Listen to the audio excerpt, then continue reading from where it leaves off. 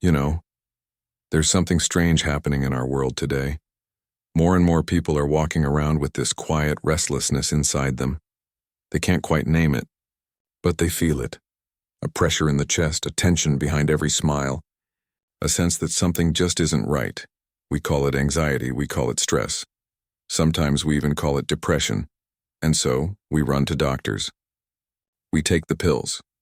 We try the new breathing technique or another self-help routine. But here's the thing. What if what you're feeling isn't a sickness at all? What if this discomfort, this unease that follows you through your day, is actually a sign that you're waking up? You see, we live in a society that's forgotten what it means to be human. We've replaced the natural rhythm of life with the ticking of clocks and the glow of screens. We measure our worth in numbers, likes and ladder rungs that lead nowhere. We've been told happiness means having more, not being more, and then we wonder why we feel so empty inside. But your anxiety, it isn't a bug in your system. It's a feature. It's your inner wisdom, the deepest part of you, trying to get your attention, like a smoke alarm that refuses to shut off. It's saying, hey, something's not right here. The fire it's warning you about is the life you've been told to live. Imagine for a moment that you're a fish, and someone has convinced you that you belong on dry land. You'd gasp for air. You'd panic. You'd feel like something was terribly wrong. And if everyone around you said, don't worry, just adapt. Take some pills, think positive. Your body would still know the truth. You belong in water, and in the same way, human beings belong in a different kind of world than the one we've built. We belong in a world where mornings aren't ruled by alarms, but by the sun. Where we wake when our bodies are rested, not when the clock screams. Where connection means something deeper than Wi-Fi. So when you feel anxious, what if that's your soul remembering the ocean?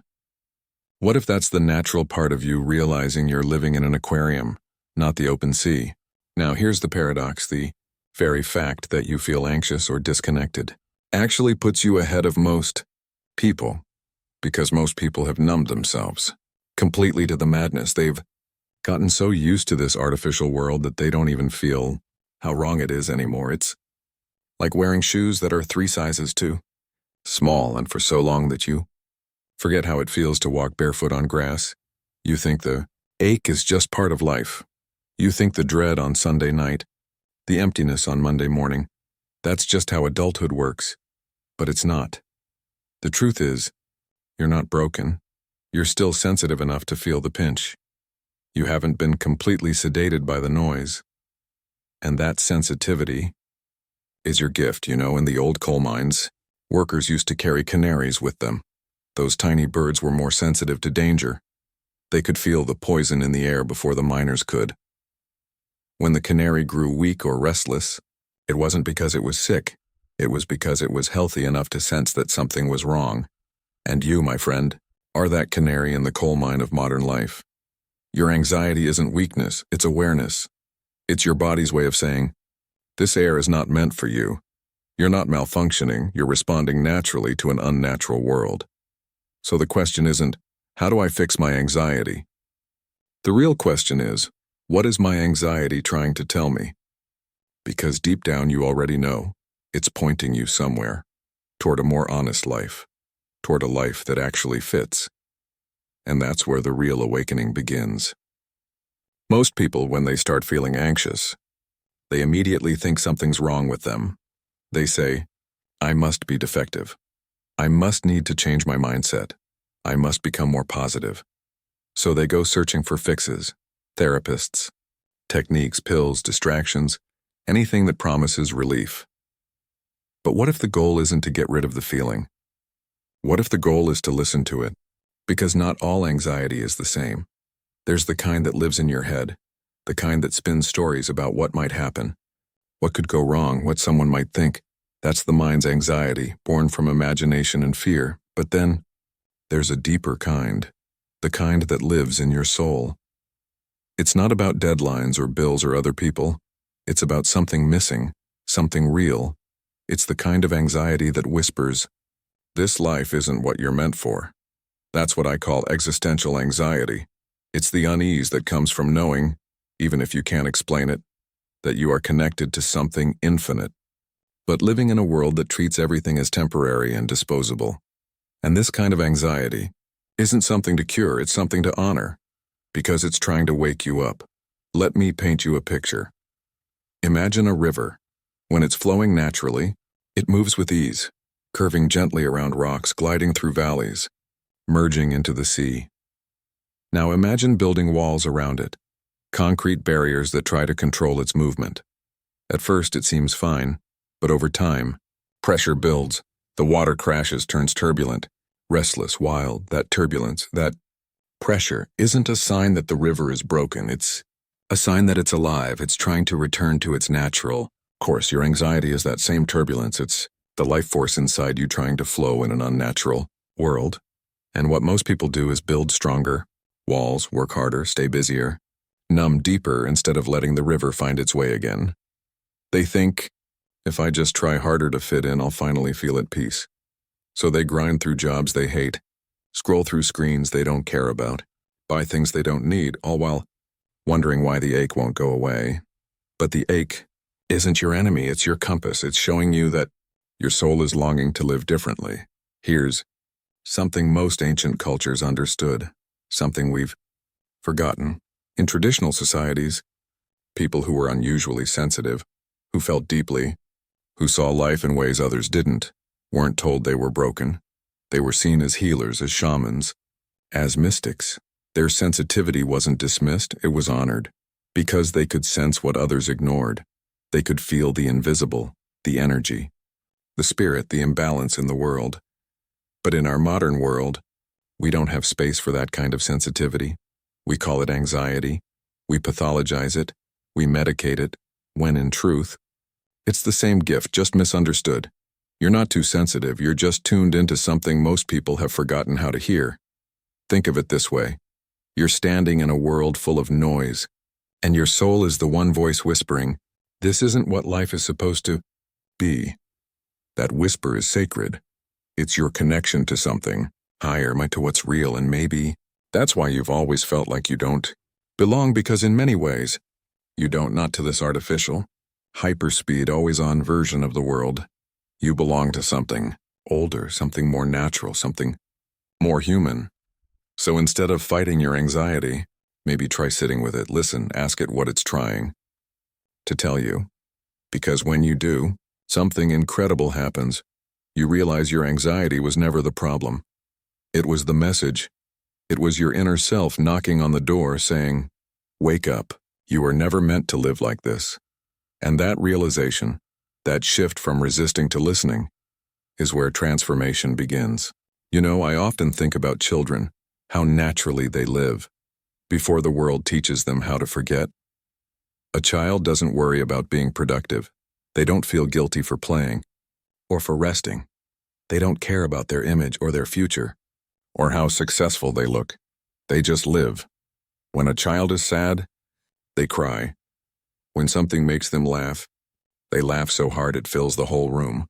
When they see a puddle, they jump in.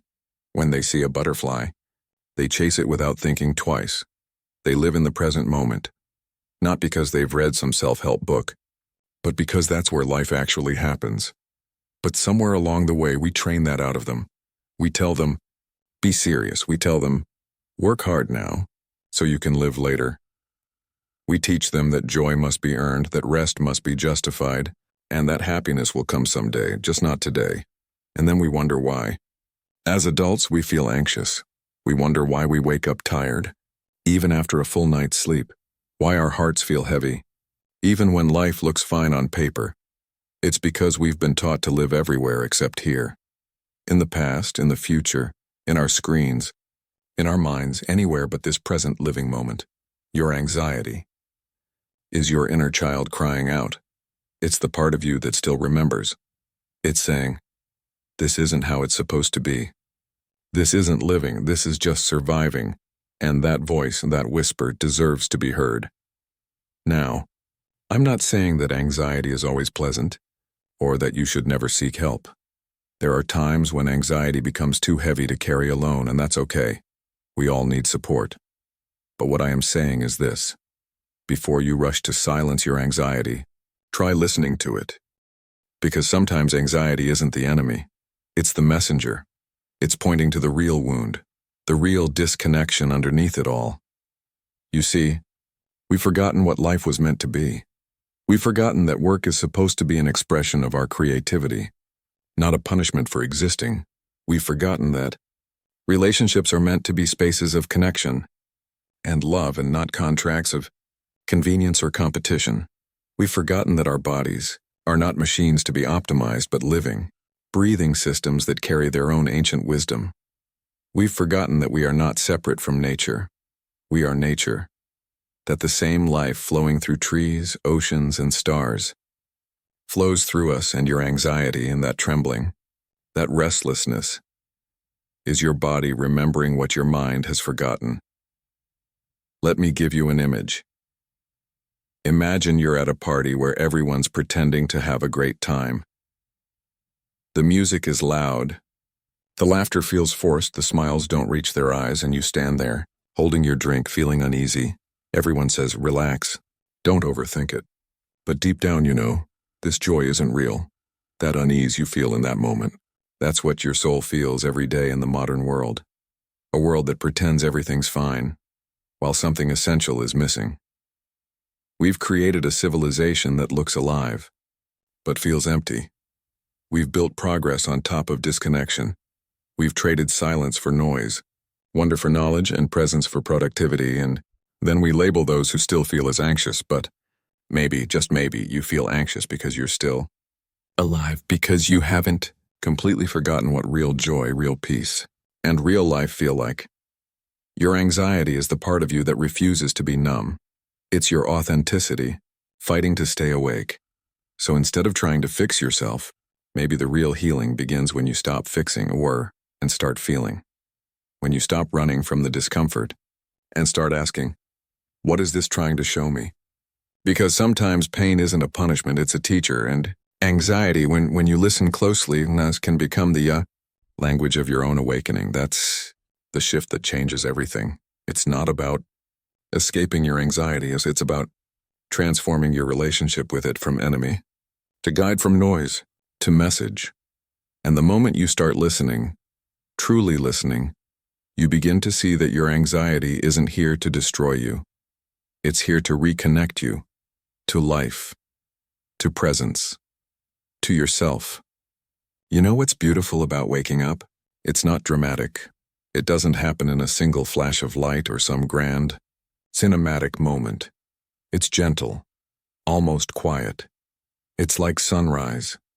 It starts in the dark, with just a small hint of warmth, a feeling that maybe there's more to life than this endless chase.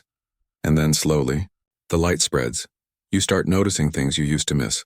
The smell of rain, the way wind touches your skin, the sound of someone's laughter echoing down a hallway. The small, ordinary things that suddenly feel sacred. That's what awakening really is. It's not about escaping the world. It's about returning to it. It's about remembering that life isn't happening to you. It's happening through you. You begin to realize that peace was never out there.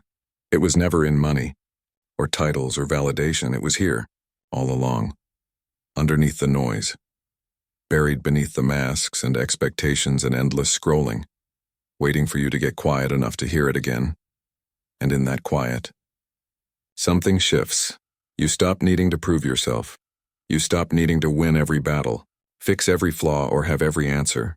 You simply start being. You look at the sky and realize it's the same sky you had as a child, the same one that watched over you when you still believed in magic, the same one that waited patiently all these years for you to look up again. That's what healing really means. Not becoming someone new, but remembering who you were before the world taught you to forget. It's funny, isn't it? We spend our whole lives trying to find ourselves when the truth is, we were never lost. We were just buried, under fear, under expectations, under the illusion of who we were supposed to be. But every time you choose presence over distraction, kindness over control, truth over comfort, you uncover a little more of yourself. You begin to move differently. You speak softer, but with more power. You walk slower, but with more purpose. You start seeing beauty in broken things, and peace in places you used to overlook. You realize that anxiety was never your enemy. It was your compass. It led you back to awareness, back to breath, back to this moment. You realize that peace isn't the absence of chaos. It's the space inside you that chaos can't touch. And when you start living from that space, everything changes. The same life, the same world, but a different. You stop chasing happiness and start embodying it. You stop waiting for the perfect future and start living the imperfect. Now, and the funny thing is that's when real magic begins to show up. Not the kind of magic that changes the world around you, but the kind that changes the way you see it. You realize that life was never meant to be perfect. It was meant to be felt. Every heartbeat, every breath, every tear. It's all part of the same sacred rhythm, and when you finally stop running, when you breathe deeply and let yourself be here, now you realize something profound. You were never broken, you were never behind, you were just becoming this, and right here in his life. Messy, unpredictable, beautiful life, and you are not separate from it. You are it. So the next time you feel lost, don't rush to fix it, just pause. Listen, because that quiet voice inside you, the one whispering beneath all the noise, that's the real you. And it's been waiting all along for you to finally come home.